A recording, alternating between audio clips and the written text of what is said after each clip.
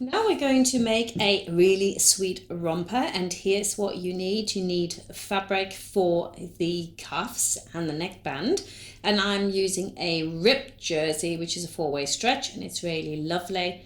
And for the main body, I'm using a two-way stretch from Joann's. It's not a fantastic fabric, but that's all they had, and it's nice and soft, and it's got a lovely print. So those are the two things I'm using for mine. I think an interlock would be the best fabric, really, if you can find one. Then we've also got the little metal ring snaps here, and I've got my tool from Dritz. But I will have to say that those metal snaps from Joann's are very, very expensive, and I would really recommend you get them directly from China or from Amazon or the like, and that is so much cheaper. So get yourself some of those. And then you need a super stretch needle that has sort of 80 or 70, as you can see here, in fineness, and it's got a round tip, which means that it will not leave out stitches when you sew with it. And if you're working with jersey, you definitely want to get yourself one of those super stretch needles. For yarn, I'm always using Gutermann because I think simply it's the best. You need a good scissor, of course. I'm also overlocking a lot, so I've got white, black and beige cones and whatever is closest I use.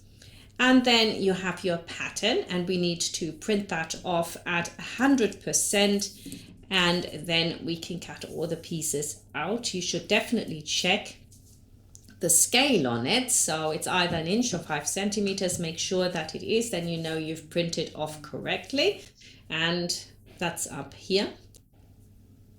Now I have got front and back and sleeves always marked with different colored flowers, so it's easy for you to just find what goes together. So I would just make a few piles once you cut it all out, so you know what goes together. Here we've got the white flowered pieces, that's for the front. We've got attachment lines there, that makes it much easier to put the whole thing together. And here we're looking at the back with a pink flower.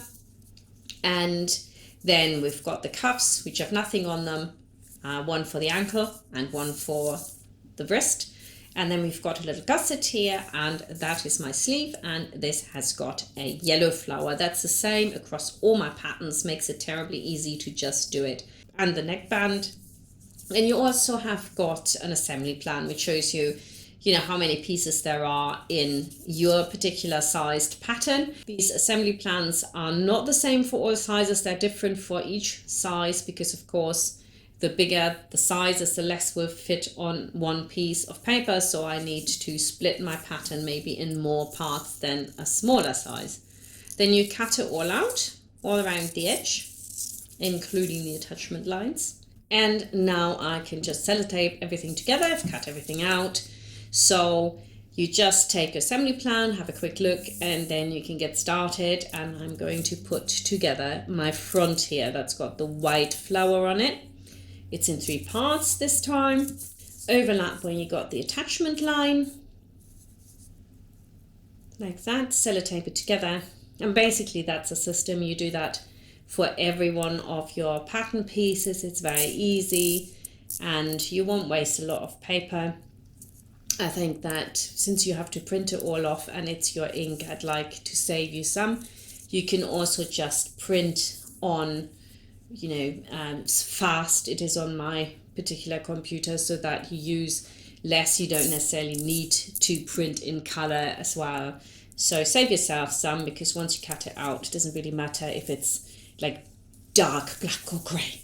So that's my front done. And I'm going to pick up the back here, and the same as goes again. The top is A, and then B, and then C. So I put that together as well.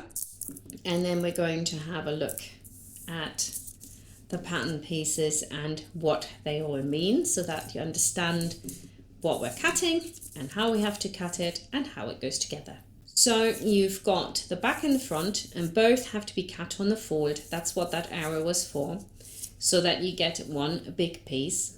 Here it is. That's the arrow, always means on the fold. And then we've got the sleeve here. It's a raglan sleeve, which means it's not set in. You put the sleeve in first, and then the side seam It's marked front and back. The front is slightly lower. If I fold this over here, you can see it. The front is a little bit lower, but because it's jersey and it may not be so easy to see when you're actually working on it, you want to mark the front.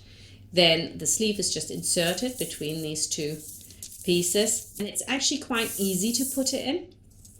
So it's a great thing having a raglan. And then here we've got the front inseam and the back one. And the back one has got this round part of it.